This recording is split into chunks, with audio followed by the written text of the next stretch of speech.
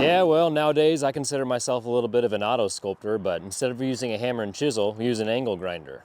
So we just picked up these 37-inch Super Swamper boggers that are probably about 11 years old. Hardly any of them held air, so we had to clean up the beads and use some grease in order to help them seal air. But I'm gonna show you what I did in order to make these fit without adding a lift and using these old 30-year saggy springs. So a lot of people on the forums were worried about not having full operation of the steering, being that we're on stock springs. These are just stock leaf springs that are 30 years old and they're super tired. But we have clearanced quite a bit. We've gained access to the entire steering well, and we've had to cut off quite a bit. So some people are going to say, you have no more structural integrity in the front radiator support. And that's fine, because this is a Wheeler now. But we are pretty much maxed out, and we have the operation on the other side as well. Missing our sway bar in link there, not an issue, as this isn't gonna see too many highways, but you can kind of see there we're pretty close to the bump stop being maxed out. So we have about, I don't know what you call that, 3 to 4 inches before we hit the fender. So we cleared quite a bit of the fender here, which is all rusted out anyways. And then the inner fender as well. So we're gonna get some sheet metal and weld that in so that we can protect whatever's actually left up there. Another issue would be this headlight housing up here is gonna get a bunch of dirt and mud in there, so we have to seal that up as well. I had the lines pretty well figured out, but ended up having to cut a little bit more, so it's not all the way flush. It's a little funky, but this entire truck's funky. Moving on to the back, and this is where it gets really ugly, we had to cut lots and lots out of this rear quarter, both on the inside where the structural part kind of comes into the inside body here, and you can see all the way up into the cab. So we'll be getting dirt and mud in here for sure. Again, don't really care because this whole body is going to be chopped off right about here for a ute chop. So I don't really care about this wheel well so much. The door had an extension of a fender flare part, I guess, I don't know what you would call it, and that had to be chopped off as well. But there is clearance enough for about 2 to 3 inches on this side. I'm going to get new leaf springs, but just stock height. So that'll most likely lift it a couple inches, maybe just 1 or 2 inches. And then I'm going to do a spring over axle. So I'm not too worried about, where it's sitting now. I just wanted to get these on. I got these for $400 on Facebook Marketplace, which I thought was a pretty good deal. These are boggers, Super Swamper boggers in a 37 by 13. And these wheels probably close to a negative 44 offset. They're pretty deep in there, so there's a lot of protrusion. Not road legal because it doesn't have flares covering the outside poke. Same on this side.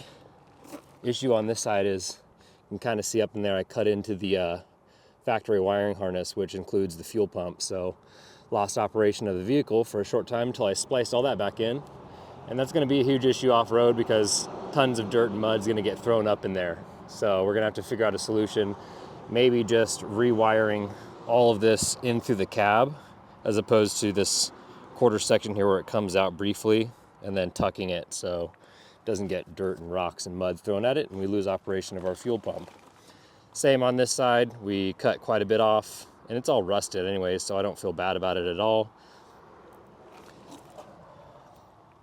I had somebody comment, an experienced metal worker could have saved that truck. You just completely ruined it. And yeah, you're right. And I'm not an experienced metal worker, so great observation. Here we are on the front driver's side, and we're full lock, minus maybe a couple inches. And it's getting a little close here. Probably gonna have to get back into there with that angle grinder and do a little bit more cutting. But yeah, you're gonna have to cut off pretty much everything. So yeah, this front cross member part had to be extensively cut, and could have done this a little bit differently, but I would kind of just cut a few inches, get the front axle up, and then turn lock to lock to see if I had full operation of the steering and what parts would rub and which wouldn't. So, but I'm pretty happy with it. And again, we're going to do a spring over axle on this eventually. So that's going to definitely give it about 2 to 3 inches of lift, which is why I want to keep stock spring height, because I don't want to have to deal with being 6-inch lifted and just wobbling all over the place on the road, which it already kind of does because you've got bad tie rod ends and all of the above.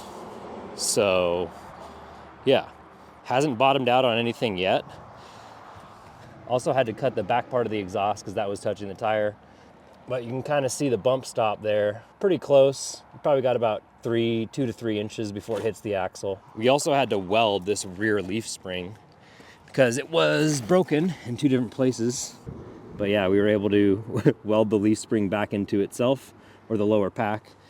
And that was causing quite a bit of sagging on this driver's rear side before, but now it is temporarily fixed until we get our new leaf springs. So all in all, I think it looks pretty cool. It's definitely not, going to be going on any long distance trips anytime soon, but super happy with the way it looks and excited to continue with this build, doing a ute chop and a Cummins swap eventually.